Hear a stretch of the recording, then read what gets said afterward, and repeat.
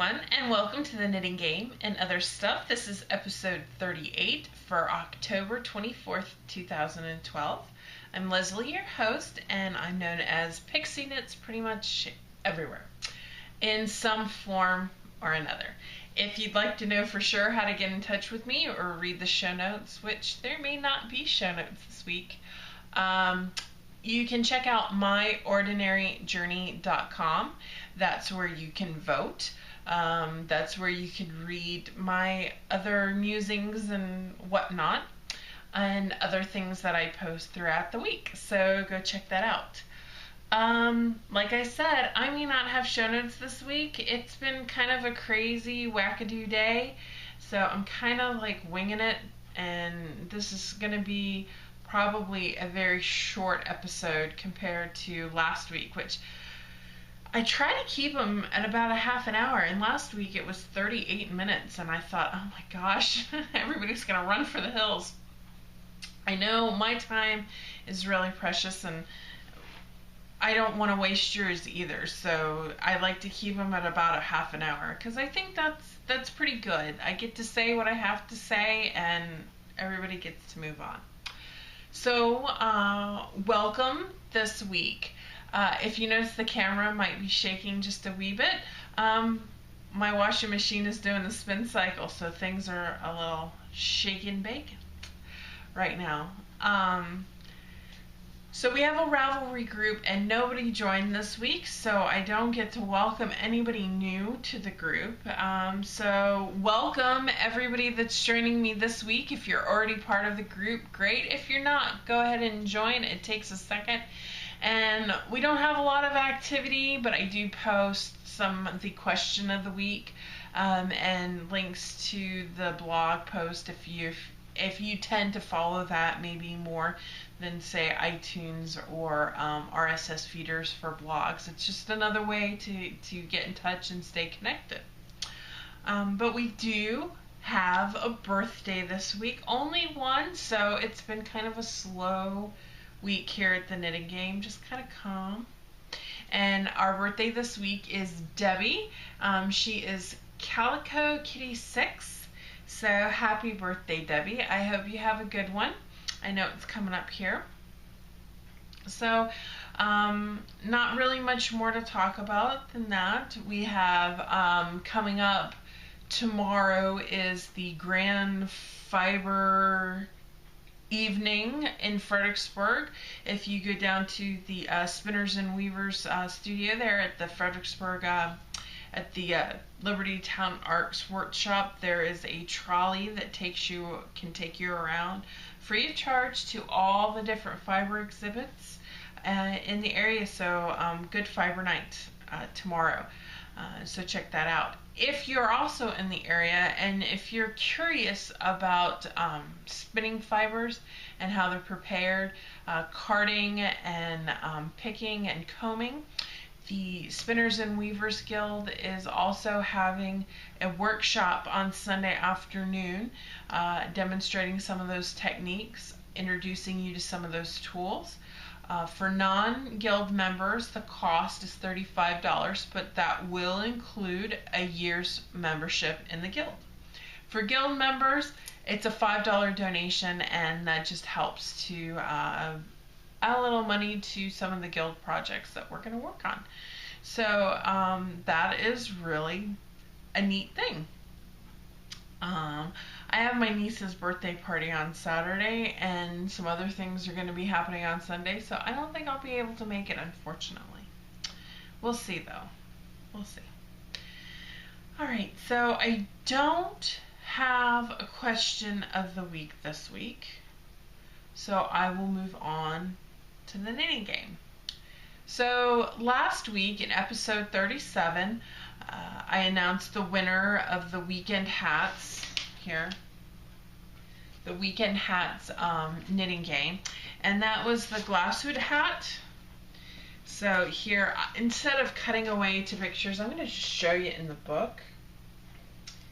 So that's pretty good. It doesn't give any of the directions, so you can really take a look at it. Hopefully you can see. And Weekend Hats, it is published by Interweave, and it retails for $22.95. I don't think that's how much I paid for it, but it's a cute little book, and it has a lot of different styles of hats. So there's beanies and berets and cloches and all sorts of different little styles. So a little something for everyone. And this particular hat has a nice little pom-pom.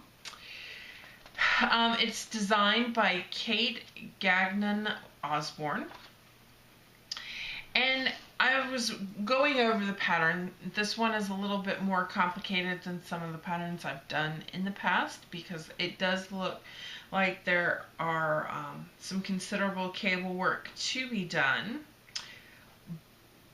But now that I have mastered the no cable needle cabling, some of these look like it would probably be a little bit easier.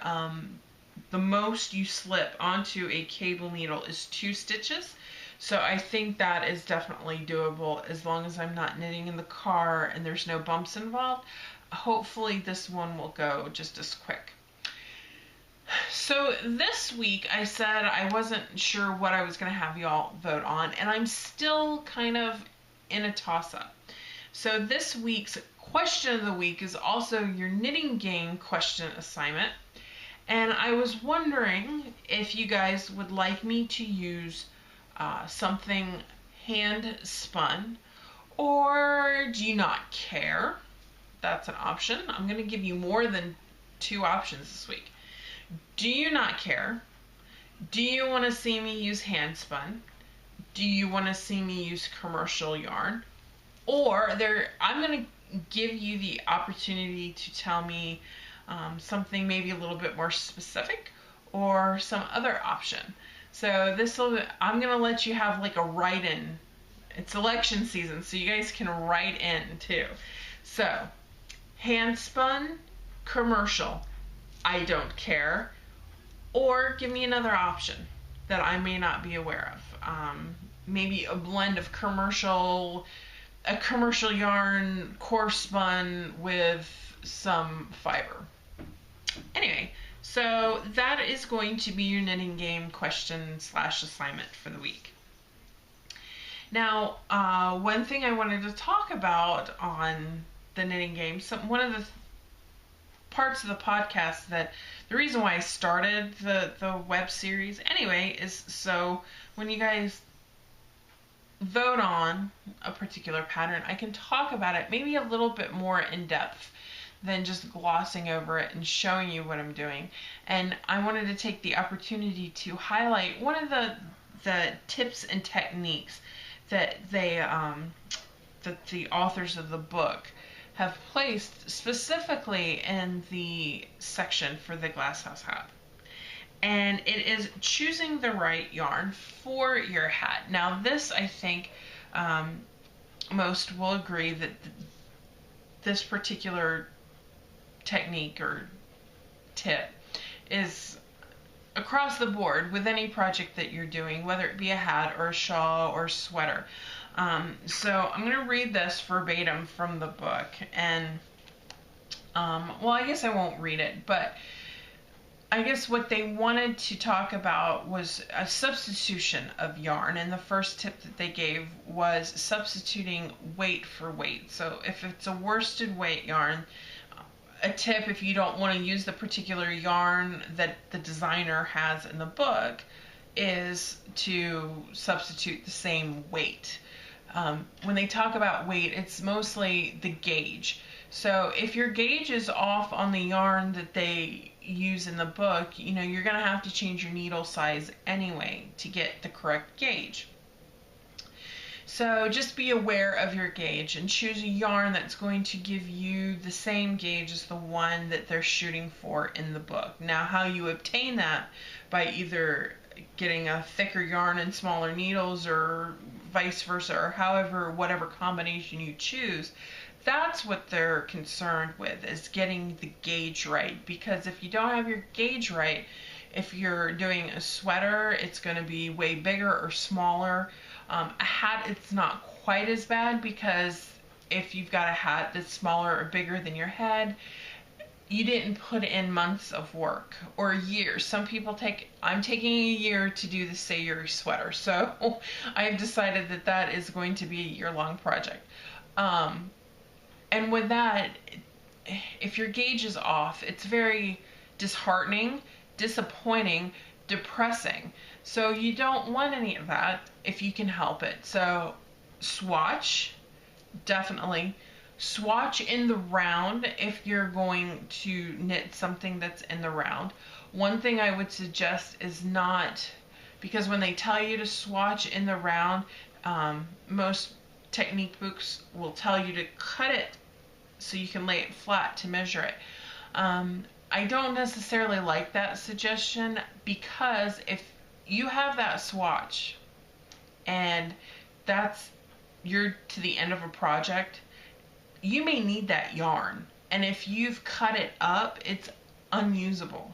So I would suggest not binding off, leaving it attached to the ball, so when you go and if you need that little bit of yarn, you've got it to unravel and use in your project. But just lay it flat and be cognizant of what your gauge is what they're getting at. The other tip that they have is not just the gauge, but the fiber content of the yarn. It goes on to explain what drape is, that kind of slouchy, whether it's slouchy and wave, just kind of loose and wavy, or does it have structure and kind of stand on its own. That's what they mean by drape. And some fibers that give you that kind of drapey kind of feel are something like silk, bamboo, alpaca. That'll give you a little softer hand, how it feels, and a little bit more of the drape. If you need something a bit more structured, a wool is going to be what you're looking for, or maybe a wool blend with some acrylic, and vice versa. So if you can get close to the fiber content that the designer used in designing the piece, then your results will be closer to what the pictures look like from in the book or the pattern when it's featured on Ravelry or Knitty or wherever it comes from. So if you want to get that same look and feel, just be aware and cognizant of the fiber content and try to match your yarns closely if you don't want to use it. Now, I know some of the yarns that folks use can be quite expensive, so if you're trying to do the bargain thing, just try. I know with the Sayuri sweater, there was no way I was going to be able to afford the yarn that the sweater called for. It was going to be upwards near $200 for purchasing the yarn. So instead of a 50-50 blend, I chose a 70-30 blend, and I think it's coming out just as pretty. And it does have that drape. It does have that kind of flow. So that's just kind of what I wanted to talk about a little bit. Is that particular, it's a tip, it's not really a technique. Just be aware of the size of your yarn, check your gauge, and look at the fiber content in the yarn that you're looking to substitute. Okay, well, that being said, now I'm going to move on to my other stuff. I don't have a lot of other stuff this week, but what I do have is lots of fun. Oh, you know what? I'm going to backpedal a little bit. I moved a little bit. This is why I need show notes. Oh, okay. So, Sayuri sweater is on hold, probably until after the holidays, to be honest, because it is high season for holiday gift-giving knitting. And I'm not knitting for everyone. I think I'm going to sew some too. But it's charity season. It's getting colder. I've got a couple of charity projects that I'm working on through the guild. I'm working on some personal, not charity, but a friend of mine, his wife just was diagnosed with cancer. So I'm going to be working on doing some chemo caps for her so she's prepared if need be. And if she doesn't need them, great. Then she'll have a nice little warm head for the winter season coming. I think it's going to be cold. But back, the knitting game.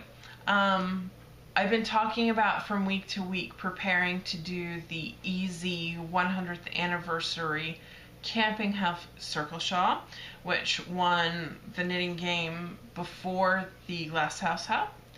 And I've been going through the process of selecting the yarn and dyeing the yarn. So I finally got my dyeing process down and I wanted to share. So last week, I think it was, I showed you, or the week before, I showed you the disaster of yarn. My color mix wasn't quite right, and the process that I used to dye it was incorrect. And I ended up with some very splotchy, god-awful yarn. So I went back to, not square one, because I was determined to use the yarn that I'd already purchased, because I didn't want to waste it. Right? So I started kind of over again, and I decided I was going to slow down the process and I was going to just do one skein at a time just to make sure I got that proper saturation of color, because I'm using Kool-Aid and it's not quite as scientific as using the acid dyes and really playing with your acid levels and your pH and everything to get the correct effect. It's just kind of like I throw in a cup of vinegar to a gallon of water and soak my yarn, and then I soak it. What I do is I use a gallon of water with a cup of white distilled vinegar, and I put that cold into my crock pot, and I put the yarn into the cold crock pot, and then I turn my crock pot on to high. So it gradually warms up, and I've noticed that the water won't boil, and so the yarn won't felt, which is good.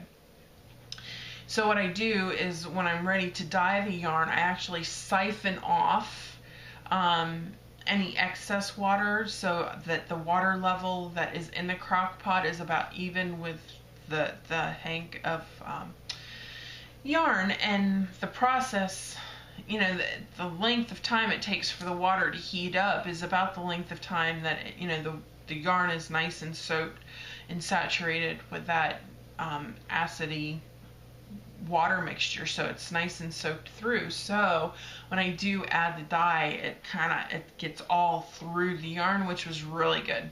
So definitely taking it out and doing it one at a time was a really good idea for me. So I siphon off that water and I use that hot water. I get a cup of the hot water and I mix my Kool-Aid in with that cup of hot water, and I just put it back, just one cup, into the crock pot, and then I let that go until all the dye soaks in and the water is clear. Even though the crock pot is black, you can tell, so it works out very well. So this was my test yarn. This was the color I was going for originally, and this is ultimately what I ended up with. Now there is some difference, I can tell. This one is a bit redder and this is a bit more purple. I probably could have used an extra packet of orange or lemon or cherry. I'm not really sure what, but this is the yarn I'm going with. So it's 5 packets of cherry to 1 packet of lemonade, and that gives me that. So that is what I'm doing. And if you've noticed, I'm using it. So I cast on the shawl, not last night, the night before. So Monday night I cast on. And here we go, folks. So this is coming along. It's going to be a huge, huge shawl, I think. So the way it goes, I'm in the middle of the first section, which is it's like a paw print motif. So I'm in the middle of that first section. So here you've got up at the top just some knit with some yarn over increases, and then you've got a single instance of the pattern, which I actually screwed up. I didn't do the first 2 stitches like I was supposed to, and I really didn't feel like trying to tink back, so I just rolled with it. So some of the yarn overs are skewed, so it just looks like a very lacy part. You can't really tell it's supposed to be like paw prints, but the second set, as you can see, this second set of yarn overs right here are perfectly placed, and they're supposed to represent kitty cat paw prints. So coming out much, much better. So I'm in the middle of that part. So the next part I transition to are leaves. So leaves, so it represents reeds or something like that. So it's coming along pretty quickly and pretty well. So hopefully I'll make some good progress on that. So that was my knitting game update. I'm sorry, I actually did have something. So now moving on to just my plain knitting and what I have here in front of me. I have two finished objects. The first is the Cool House hat by Jared Flood, and here it is. I guess I should have put it on my little, I have a little styrofoam head, but you get the point. So it's just a cute little cap, and there's the top, and it was a wonderful, quick little knit. It's all cables, but it's one stitch, so that wasn't hard at all to manipulate the stitches. I got into a rhythm, and I think I've got that technique pretty down. The yarn is Into the World. It is the deli base, and the colorway is called Amber, like I can't even say it. It's like the clothing company. Abercrombie. My mouth does not want to move correctly. So the pooling did not go like how I'd hoped. It is kind of zigzaggy and interesting, but what's funny about it is if you look up here at the top, there's this like ring where the pooling gets, there's like a stripe in the middle of the pool. It was like for a decrease or something, and just the way it worked, you kind of got like a bullseye right up there at the top, and it just kind of, it's off. But it's cute, and because it's got the cashmere in it, I'm gonna love wearing this hat. I think I'm actually gonna knit, like I was telling you about the friend of mine whose wife was diagnosed recently. I think I'm going to knit this, but in just a plain color for her cap to start off with, because this took me a week to do. So, I mean, this was a really easy, beautiful knit. So, I got that finished. Now, I finished my RGB color affection, and I bound it off. I have not blocked it yet. But here you go. Here it is. I am one of the cool kids now. So here, it's very long, and you can tell it has not been blocked. If it were, it would be wider, and I need to do that. It's just a matter of sticking it in a spot to get it done. And it curls quite a bit here at the edge, even with the extra yarn overs added. So I'm going to have to figure out how to get that to block out. But it's done, and it's beautiful, and I am so happy with it. So I actually wore it to work yesterday. That's another reason why it didn't get blocked, because I finished it, and I wanted to wear it because I like it. So I did knit this with the Knit Picks palette yarns. So the next one that I start, and I'm actually going to do a bit of a knit along in November, because I know there's some folks that were waiting to start until November to finish up some other projects. I have some yarn to do another one, but I'm going to do the lace weight version, and I'm going to use the equivalent of the Knit Pick sock yarn. It's like Stroll, but it's the lace weight Stroll. So I'm going to do my Sun, Sand, and Surf color affection in the lace weight. So this is my fingering weight one. So I'm so happy. I have 2 finished objects to share. Other than the easy shawl that I'm doing, the only other thing that I've really been working on with any regularity is my charity scarf. And here it is. And it's so funny because I'm knitting this with homespun, line brand homespun. And it's just back and forth. And you can see where it changes color here and here. They add in like the red. For some reason, my gauge just went all sorts of crazy wonky. And it's just the weirdest thing. I don't know. So I did most of this, I'd probably say from the bottom to about here. I did Friday night at my daughter's homecoming football game. And then from here to here was Saturday when I was waiting for her to get her hair done because she was in the chair for 2 hours getting her hair done on Saturday night. So that was very interesting. But homecoming was done and yay. So for knitting, there's one last thing. I think I have found the pattern that I want to use for my daughter's Loki. It's the Falkland that I hand spun up.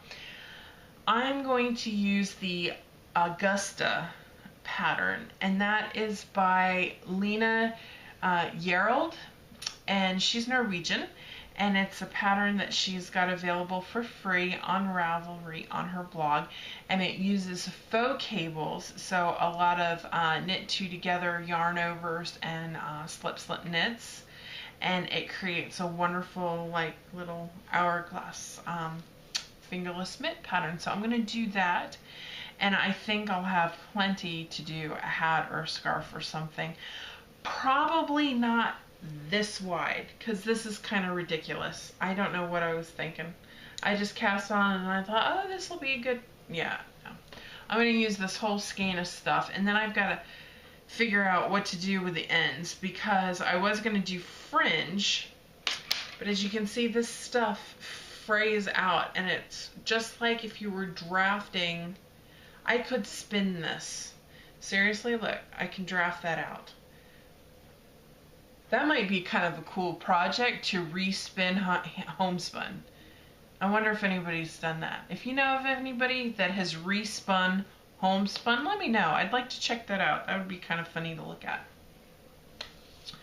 So that's all I have for my knitting. For my spinning right now, what I'm doing and what's on my wheel is I'm plying my wool gatherings. So I'm doing a Navajo ply. So it's going to be a 3-ply, and that I'm in the middle of doing that. So that's what's on my wheel.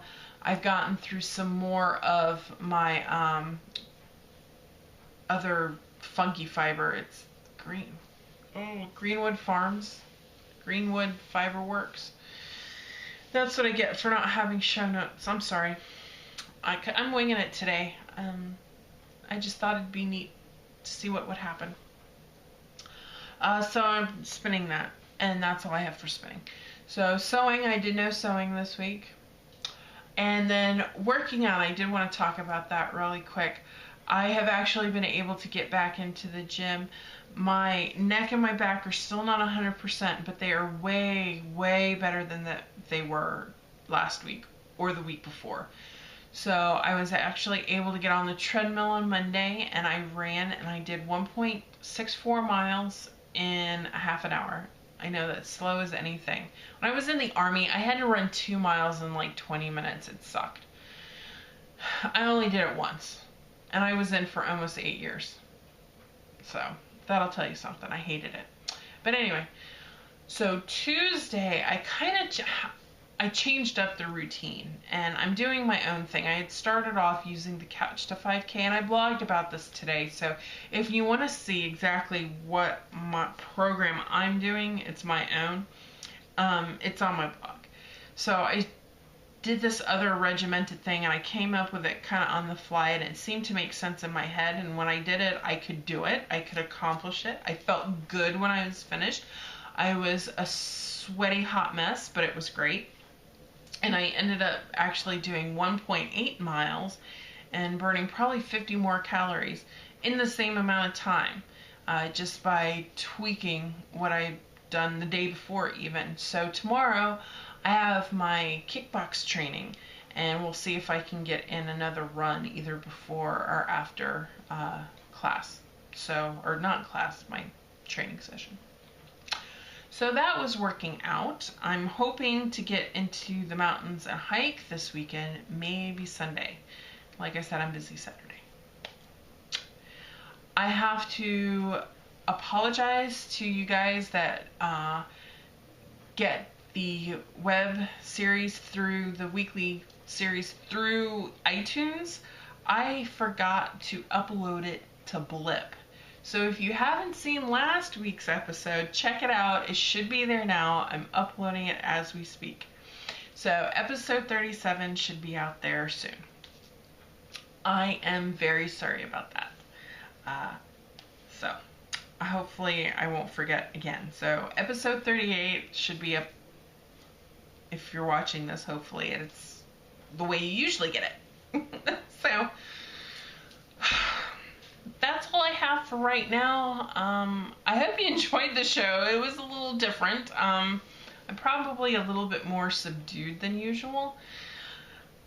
Not necessarily tired, but I'm a bit chattier too, so I'm not as focused, and I can tell. So show notes will return next week.